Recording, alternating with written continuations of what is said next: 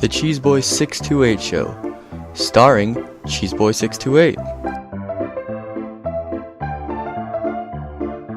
Hey YouTube, what's going on? This is Cheeseboy628 here today giving you another Theory Thursday. And what's today's Theory Thursday on? Well, it's probably going to be on... Hey, get that out of here. Okay, I'm JD... No, JD. Come on, please. Okay, come on. Can I please do something? Okay, fine. You asked long enough. Yes, this week we are going to do Staraptor.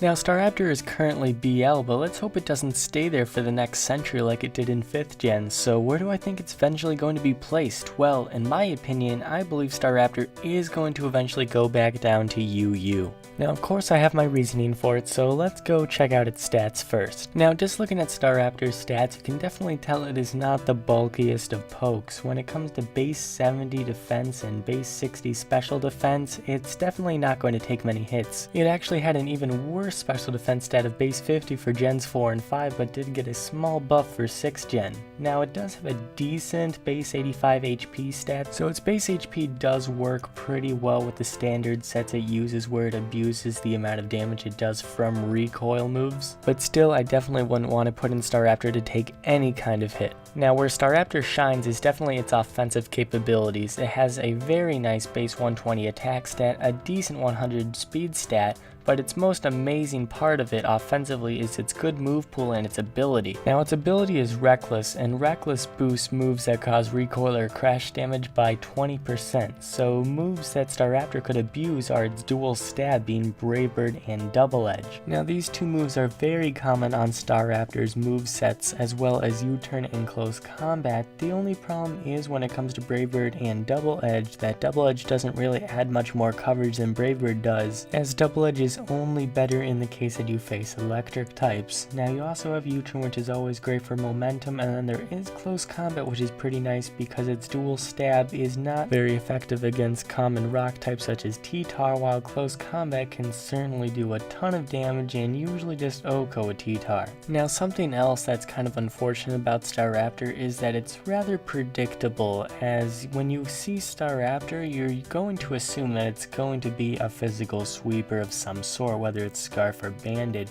Those are really the two most viable sets because Life Orb won't be the best because of how much recoil you'll take with Life Orb plus the Reckless boosted recoil damage. But needless to say, both Scarfed and Banded Staraptor do a ton of work in regards of damage, and Banded has access to Quick Attack especially because then it has a chance to use Priority. Now, Staraptor having base 120 attack and being well known to Brave Bird everything is pretty darn powerful, and there are some new UU threats that are pretty bulky, such as Donphan.